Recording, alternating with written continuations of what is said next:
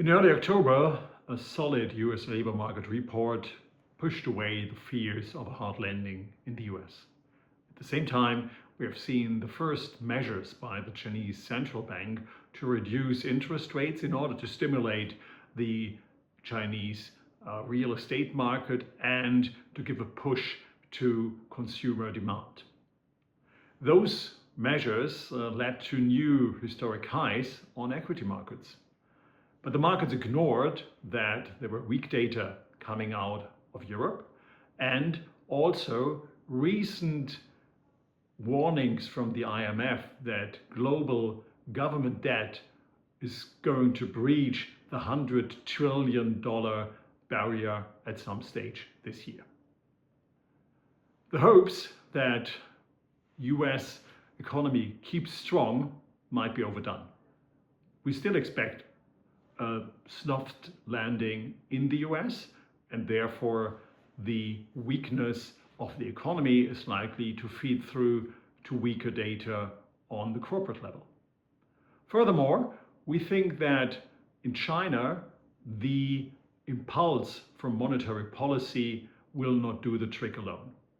They announced that there will be more fiscal measures, but so far the government did not come up with concrete measures. And it seems that those measures will be focused as well on stabilizing real estate markets and private consumption. And those measures are likely to lift the growth outlook for China, and therefore we have revised up our GDP forecast for China for this year and 2025, but we doubt that this consumer boost will have an impact on the global economy.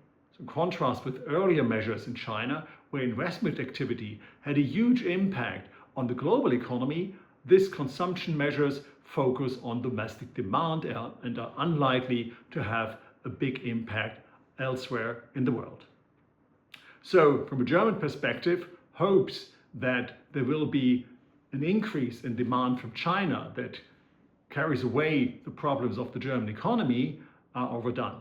And Germany has to tackle those problems themselves.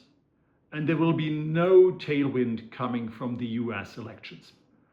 Recent surveys suggest, particularly in the swing states, that Donald Trump has a decent chance to win the election again. In that case, we are likely to face a substantial increase in tariffs, not just in the US, but all around over the globe. This is likely to undermine economic growth and is likely to push inflation upwards, reducing the room for central banks to lower interest rates in 2025.